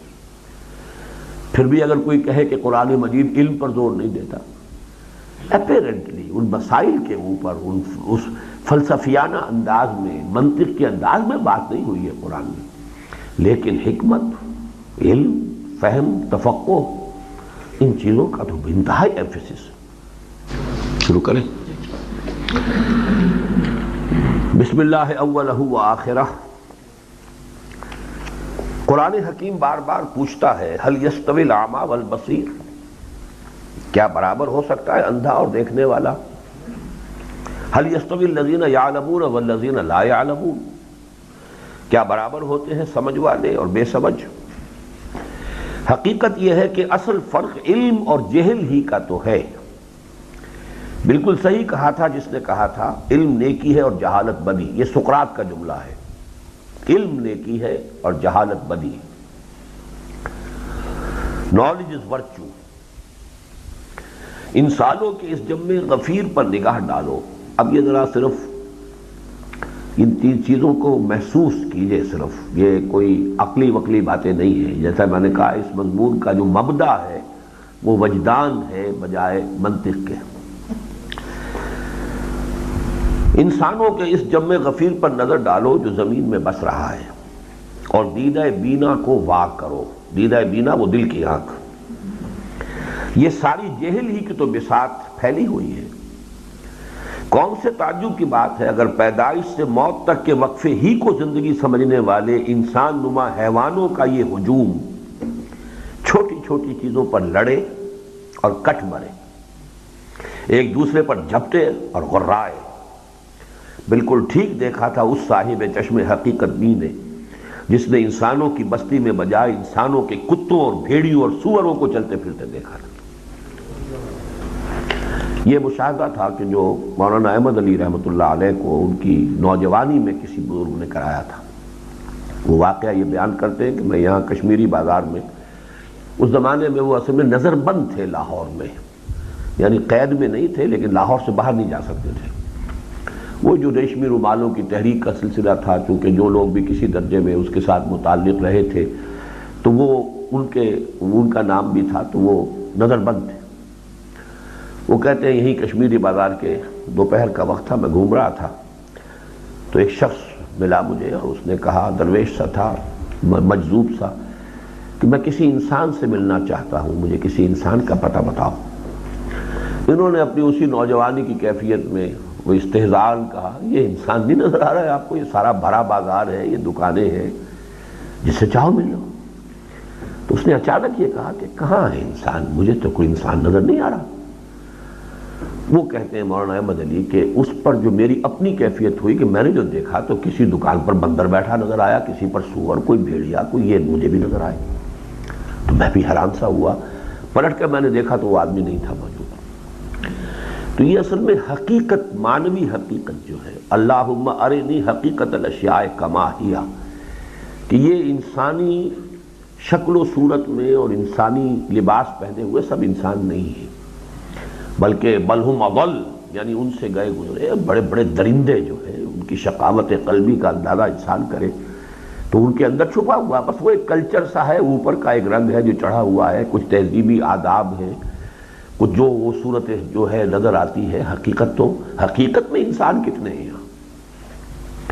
ان ہی الا حیاتنا دنیا کے جہل مرکب کے بطن سے حرص و لالچ، حسد و بغض، غیظ و غضب، دشمنی و عداوت کے سوا اور کیا جنم پا سکتا ہے؟ یہ جھوٹی مسرتوں اور آسودگیوں کی تلاش میں سرگرداں، حقیر سی آرزوؤں اور تمناؤں کے پھندوں میں گرفتار، اور طول عمل کے سراب پر دم توڑتے ہوئے انسان اسی تصور حیات کا شاہکار تو ہے. یہ اچھے الفاظ ہیں، طول عمل کے سراب پر دم توڑتے ہوئے، اس لیے کہ طول عمل وہ ہے جس کا سلسلہ کبھی ختم نہیں ہوتا. آرزو ہے ایک کے بعد دوسری، دوسرے کے بعد تیسری، تیسرے کے بعد چوتھی. الہاکم التکاثر حتی زرتم المقابر. تو یہ طول عمل جو ہے، امیدوں، آرزوؤں، تمناؤں کا جو یہ ایک غیر مختتم سلسلہ ہے، پھر وہ سراب محسوس ہوتا ہے، آخر میں آدمی اس پر دم توڑتا ہے. انسان اسی تصور حیات کا شاہکار تو ہے. ذرا سوچو اس جہل نے، یعنی حقیقت زندگی اور حقیقت انسان سے جاہل ہونے کا نتیجہ یہ ہے نا. ذرا سوچو اس جہل نے احسن تقویم میں تخلیق پائے ہوئے انسان کو کیسے اسفل سافلین بنا کر رکھ دیا ہے. لقد خلقنا الانسان فی احسن تقویم ثم رددناہ اسفل سافلین. یہ کیسی چھوٹی چھوٹی اور حقیر سی چیزوں کو پا کر خوش ہی نہیں ہو جاتا، اترانے لگتا ہے اور اکڑ کر چلنا شروع کر دیتا ہے، اور کتنی چھوٹی تکالیف اور محرومیوں پر حسرت و یاس کی تصویر بن جاتا ہے۔ وَإِذَا أَنْعَمْنَا عَلَى الْإِنسَانِ أَعْرَضَ وَنَأَىٰ بِجَانِبِهِ وَإِذَا مَسَّهُ الشَّرُّ كَانَ يَئُوسًا۔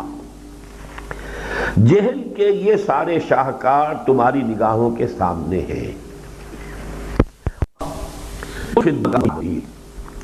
جو یہاں کی جھوٹی مسرتوں اور حقیر سی لذتوں پر مالی ولی دنیا کی نگاہ غلط انداز ڈالتا ہوا حیات اخروی کی ان معنوی اور حقیقی نعمتوں پر نگاہ جمائے بڑھا چلا جاتا ہے۔ ما لا عین رات ولا اذن سمعت وما خطر علی قلب بشر، وہ نعمتیں جن کو نہ کسی آنکھ نے دیکھا، نہ کسی کان نے سنا، نہ مالی اگرباتی ہے۔ ذرا تو کرو اس ذہن کی وسعت کا جو حیات دنیاوی کو بس ایک سفر کا درجہ دے، جس کی منزل موت کی سرحد سے آگے، بہت آگے ہو۔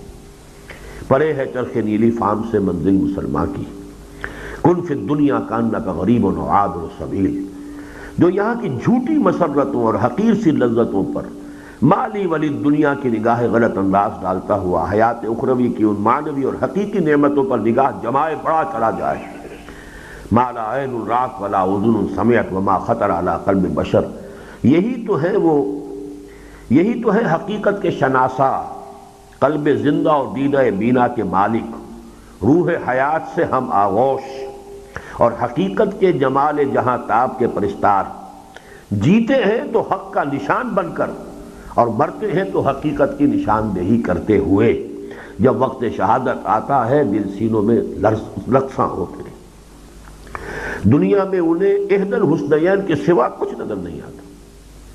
ابھی کیسے سمجھ میں آئے گا آپ کہ اگر سورہ توبہ کی آیت سامنے نہ ہو، قل هل تربصون بنا الا احدى الحسنيين، یہ علم اگر حاصل ہو گیا ہو انسان کو اور اس کے وجود میں سرایت کر گیا ہو، صرف ایک عقیدے کے درجے میں نہیں کہ ہاں آخرت ہے، بعث الموت ہے، مان لیا میں نے بعث بعد الموت کو، تو وہ شکل کیا بنے گی پھر کہ دنیا میں کوئی شر ہے ہی نہیں۔ هل تربصون بنا الا احدى الحسنيين، تم میرے بارے میں، ہمارے بارے میں سوائے دو نہایت عمدہ اور اعلیٰ چیزوں کے اور کس چیز کا تصور کر سکتے ہو؟ اگر موت آ جاتی ہے شہادت ہے، اگر ہم جیت کر واپس آ گئے غازی ہے، ہمارے لیے کون سا ہے؟ یعنی یہ ہارے بھی تو بازی مات نہیں، اگر جیت گئے تو کیا کہنا، ہارے بھی تو بازی مات نہیں، ہمارے لیے تو کوئی شکست کا مسئلہ ہی نہیں۔ یعنی شر اس معنی میں، ایک شر ہے وہ اپنی جگہ پر کسی چیز کا اخلاقی اعتبار سے شر ہونا، ایک یہ کہ میرے لیے کیا شر ہے، مجھ پر کوئی شر وارد ہو ہی نہیں سکتا۔ بیماری آئی ہے، میرے گناہوں کا کفارہ بن جائے گی، شر کہاں ہوئی؟ جیسا کہ حدیث میں آتا ہے مومن کا معاملہ عجیب ہے، اسے اللہ تعالیٰ کو نعمت دیتا ہے وہ شکر ادا کرتا ہے، وہ مجھے بھی اجر و ثواب، کوئی تکلیف آتی ہے صبر کرتا ہے، وہ بھی مجھے بھی اجر و ثواب، تو شر کیا ہوا؟ لہذا حقیقت میں یہ علم حاصل ہو جائے تو پھر وہ صرف استعارہ نہیں ہے، وہ صرف لفاظی نہیں ہے۔ الا ان اولیاء اللہ لا خوف علیہم ولا هم یحزنون، ایمان کی حقیقت نصیب ہو جائے تو وہ بالکل اس کا منطقی اور لازمی جو ہے تقاضا ہے، اس کا نتیجہ ہے۔ دنیا میں انہیں ایک الحسنیین کے سوا کچھ نظر نہیں آتا، اور موت ان کے لیے حیات جاوید کا پیغام لے کر آتی ہے، بل احیاء عند ربہم یرزقون۔ یہ ہے کرشمہ اس حقیقت کے علم کا کہ حیات انسانی ابدی ہے۔ درختوں کو پھلوں سے پہچاننے والوں کو اندازہ کر سکتے ہو اس شجر حیات کی عظمت کا، جس کا تصور ذہن کی اس وسعت، نگاہ کی اس بلندی اور کردار کی اس پختگی کے برگوبار لاتا ہے۔ یہ اس ایمان کے اصل میں نتائج ہیں، ثمرات ہیں، یہ اس کے برگوبار ہیں، یہ اس کے انسان کے احساسات ہونے چاہیے، یہ اس کا نقطہ نظر ہونا چاہیے حوادث دنیا کے بارے میں۔ اصلھا ثابت و فروعھا فی السماء، اس کی جڑ مضبوط ہے زمین میں جمی ہوئی اور اس کی شاخیں آسمان سے بات کر رہی ہیں۔ اب آ رہا ہے اصل میں وہ نقطہ، یہ تو ساری چیز وہ ہے کہ جو سب آپ بھی جانتے ہیں، سبھی جانتے ہیں، اس کی ایک تعبیر ہے ادیبانہ کہہ لیجئے، خطیبانہ کہہ لیجئے، اس میں قرآن مجید اور خاص طور پر علامہ اقبال کے اشعار کی جو ہے وہ ایک خوبصورت استانے بانے کے اندر جو ہے وہ پھول ہے۔ ایک نقطہ جو میرا ایکسکلوسیو تھا وہ اب آ رہا ہے، یہ وہ بات ہے کہ جو یوں سمجھیے کہ قرآن مجید کی جو آیات حکمت ہیں ان میں سے ایک شے جو اللہ تعالیٰ نے مجھ پر منکشف کی اور جس کو پھر میں نے اس مضمون میں لکھا، جس پر مولانا عبدالغفار حسن صاحب کا خط آیا تھا مدینہ منورہ سے کہ یہ پہلی بار تم نے یہ حقیقت بیان کی ہے اور اس میں کوئی شک نہیں کہ بہت عظیم بات ہے. الفاظ لفظ نہیں، لفظ فرق ہوگا، لیکن یہ کہ بار انہوں نے اعتراف کیا تھا.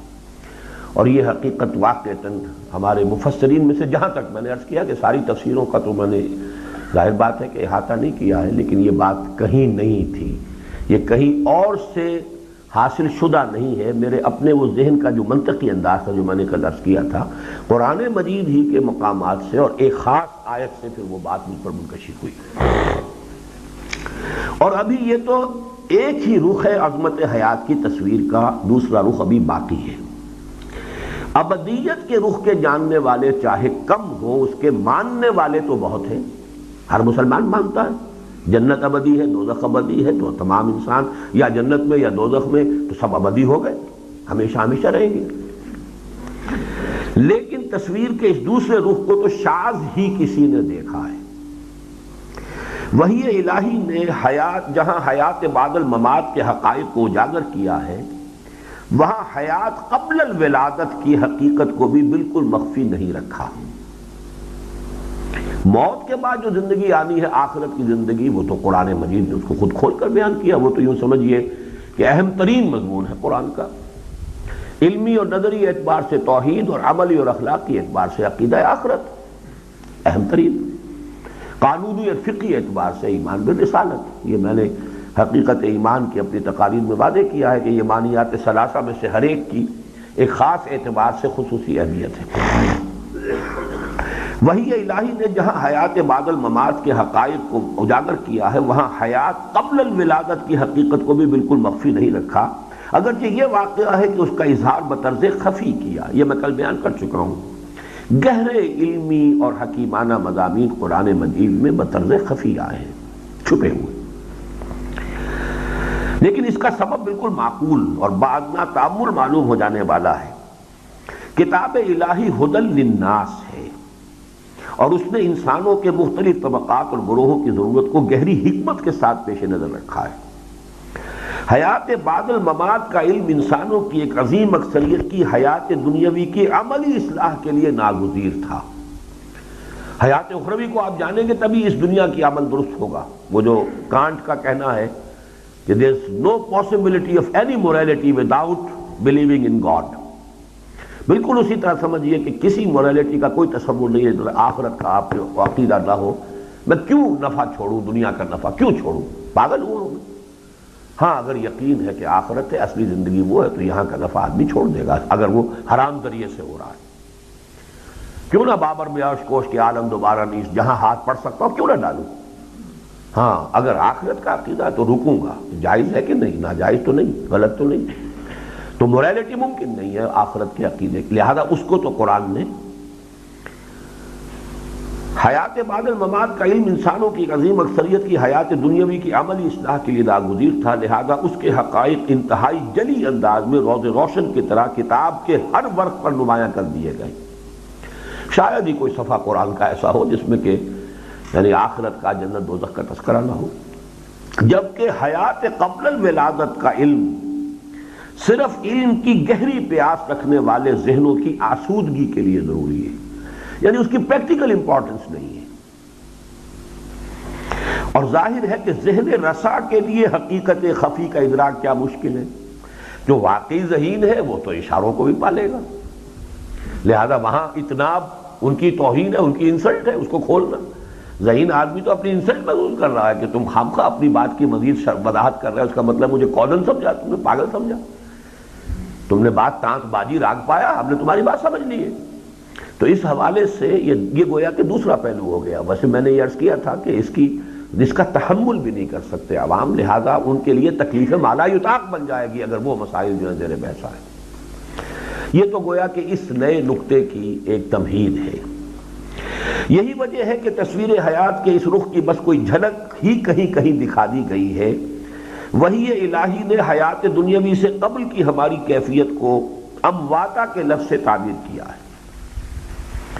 کیسا صاحب عظمت اور کتنا حامل حکمت کلام ہے کیف تکفرون باللہ وکنتم امواتا فاحیاکم ثم یمیتکم ثم یحییکم ثم الیہ ترجعون. اور یہ سورہ بقرہ کا تیسرا رکوع ہے، just the beginning of the Quran. کس طرح کفر کرتے ہو تم اللہ سے جبکہ تم مردہ تھے یا بے جان تھے، پھر زندہ کیا، پھر تم کو وہ مارے گا، پھر تم کو زندہ کرے گا، اور پھر تم اسی کی طرف لوٹ جاؤ گے. ثم یحییکم ثم الیہ ترجعون. امواتا کے لفظ کی تفسیر جس کسی نے نطفاً فی الاسلاب کے الفاظ بڑھا کر کی، اس نے تو خیر پھر بھی کم از کم ایک خالص حیاتیاتی حقیقت کی طرف تو اشارہ کر دیا. یعنی ہم تھے امواتا اس دنیا میں آنے سے پہلے، پھر احیا ہوا، ہمارا اس دنیا میں زندگی ہمیں ملی. امواتا سے کیا مراد ہے؟ یہ جلالین نے اس میں جو تفسیر کی ہے اس کی، نطفاً فی الاسلاب، یعنی میں اس سے اپنے وجود میں آنے سے پہلے اپنے والد کے وجود میں، وہ جو بھی ایک ان کا وجود، ان کے والد یا میرے دادا کے وجود میں، تو گویا کہ ایک تسلسل ہے جو اس کو کہا جائے گا بایولوجیکل ایگزسٹنس. وہ تو واقعتاً چلی آ رہی ہے آدم سے لے کر اور ایندم تک.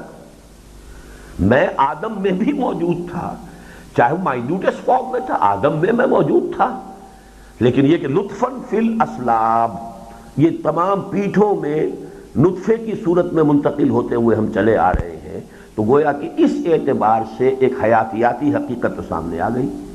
امواتا کے لفظ کی تفسیر جس کسی نے نطفاً فی الاسلاب کے الفاظ بڑھا کر کی، اس نے تو خیر پھر بھی کم از کم ایک خالص حیاتیاتی حقیقت کی طرف تو اشارہ کر دیا.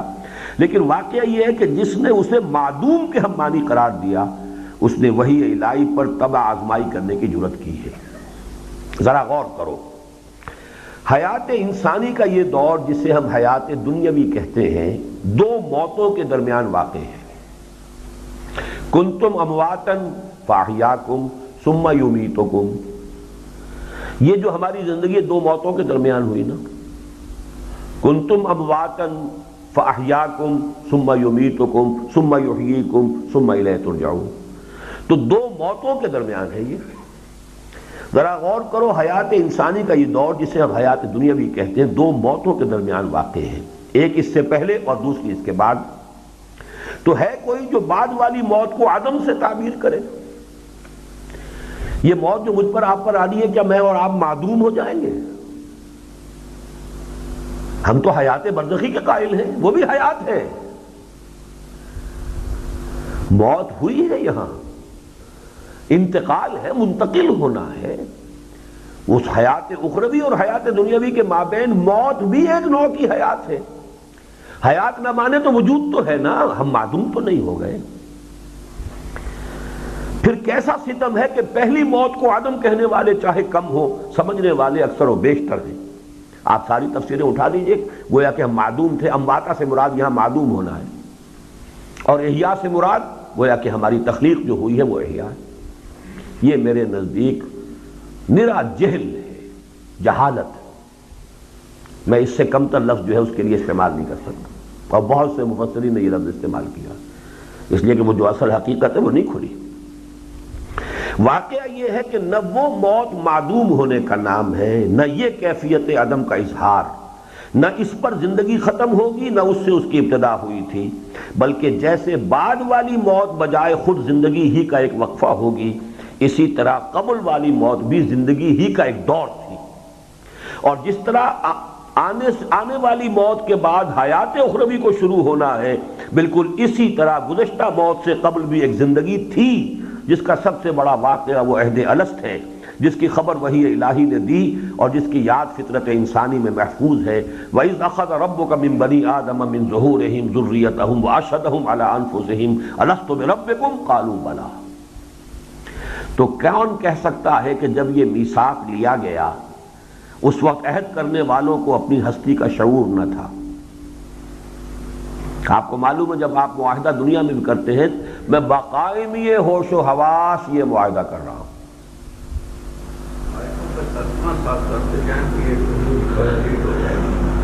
وَإِذْ أَخَذَ رَبُّكَ میں نے کیا ہے نا. اور جب نکالا تیرے رب نے بنی آدم کی پیٹھوں سے ان کی اولاد کو اور اقرار کرایا ان سے ان کی جانوں پر، کیا میں نہیں تمہارا رب؟ بولے ہاں ہے، ہم اقرار کرتے ہیں. تو کون کہہ سکتا ہے کہ جب یہ میثاق لیا گیا اس وقت عہد کرنے والوں کو اپنی ہستی کا شعور نہ تھا؟ اگر ایسا ہوتا تو کیا اس عہد و میثاق کی کوئی حیثیت اور اہمیت ہو سکتی تھی جو کلام الہی کے سلسلہ استدلال کی ایک اہم کڑی ہے؟ مبادا تم کہو قیامت کے دن، یہ اس سورہ اعراف میں اس آیت کے بعد جو مضمون آیا، مبادا تم کہو کہ ہم تو تھے مشرکین کی اولاد میں پیدا ہو گئے تھے، اور مبادا تم، یہ سارا جو ہے یہ اس دلیل کی نفی کرنے کے لیے حجت کے طور پر اس قول و قرار کی بات ہو رہی ہے۔ تو اگر جیسا کہ میں نے وہ اصلاحی صاحب کا آپ کو جملہ سنایا تھا، یہ عہد انسان کی تخلیق سے قبل عالم غیب میں لیا گیا، کس سے لیا گیا بھائی؟ اور وہ کیسے مجھ پر حجت ہو جائے گا؟ معلوم ہوا کہ ہمارا وجود تھا، ہماری ہستی تھی، ہمیں شعور ذات تھا، ہم نے پورے ہوش و حواس کے ساتھ بقائمی ہوش و حواس ایک عہد کیا ہے، تبھی وہ ہمارے اوپر حجت ہے۔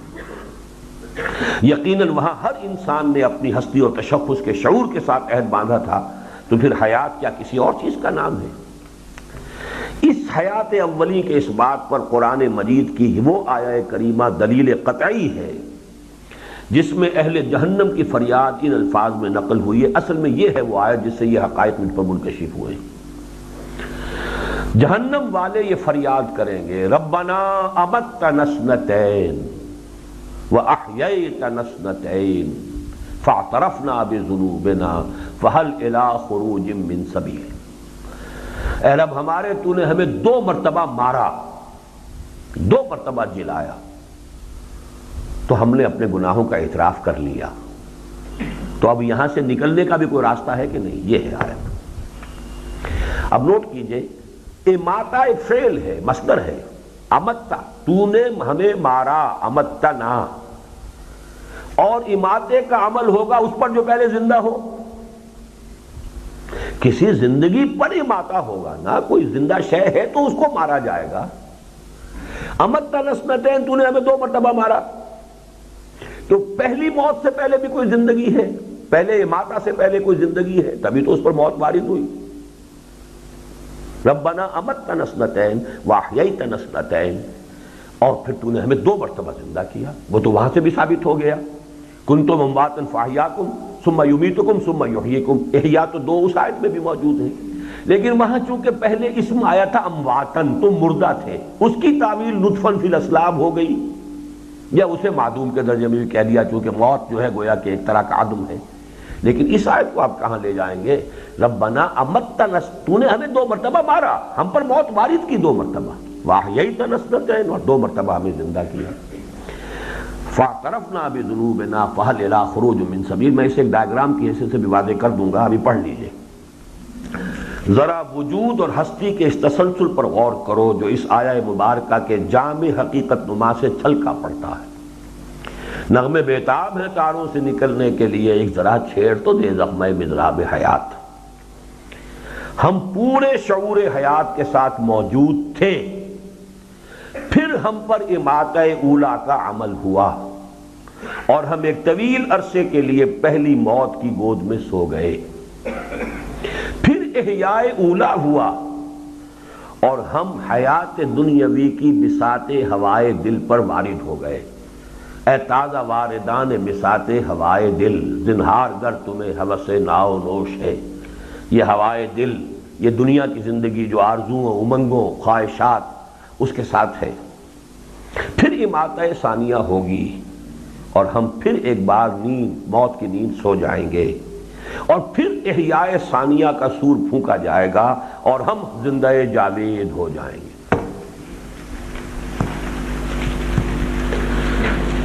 یہ جو مراحل ہے، ہم پورے شعور حیات کے ساتھ موجود تھے، پھر ہم پر اماتہ اولا کا عمل ہوا، اور ہم ایک طویل عرصے کے لیے پہلی موت کی گود میں سو گئے، پھر احیاء اولا ہوا، اور ہم حیات دنیاوی کی بساط ہوائے دل پر وارد ہو گئے، پھر اماتہ ثانیہ ہوگی، اور ہم پھر ایک بار موت کی نیند سو جائیں گے، پھر احیاء ثانی کا سور پھونکا جائے گا، اور ہم زندہ جاوید ہو جائیں گے۔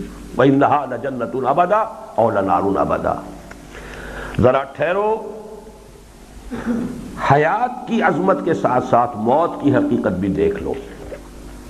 یہ زندگی کا ایک وقفہ ہی نہیں، سلسلہ حیات کی ایک کڑی اور زندگی ہے کی ایک صورت ہے، بالکل نیند سے مشابہ ہے۔ اس لیے میں نے سونے کے الفاظ استعمال کیے ہیں دونوں مرتبہ، موت کی گود میں سو جائیں گے۔ اب ذرا آیت تلاوت کرو آیہ کریمہ، اللہ یتوفی الانفس حین موتها والتی لم تمت فی منامها۔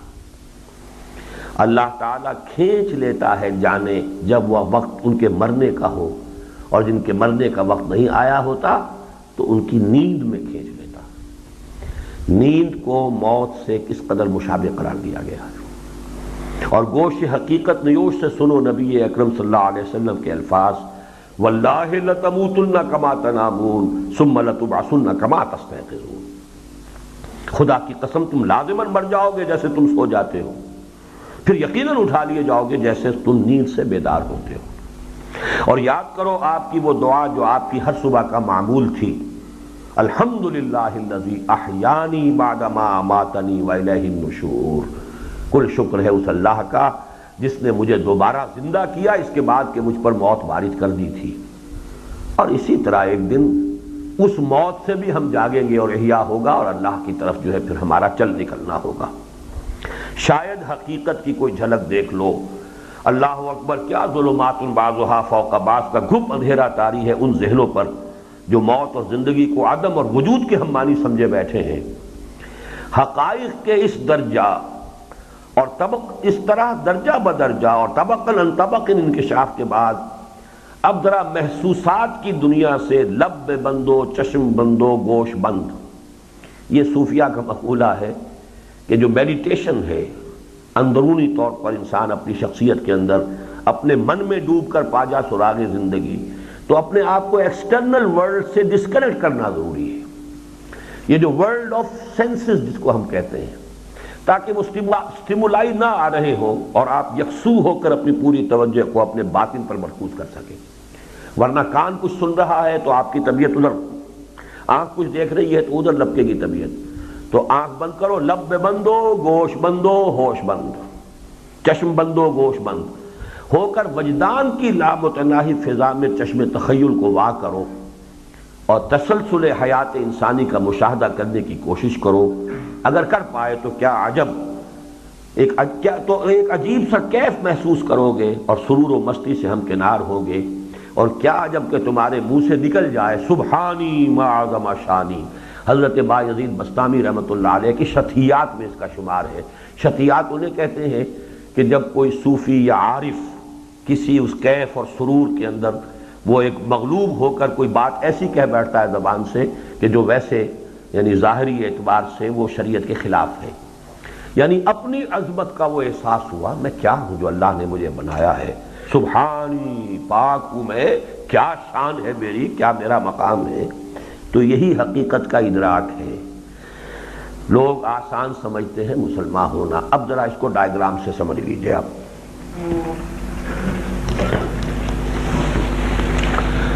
اصل میں تو چاہیے تھے کچھ رنگدار چوک ہے،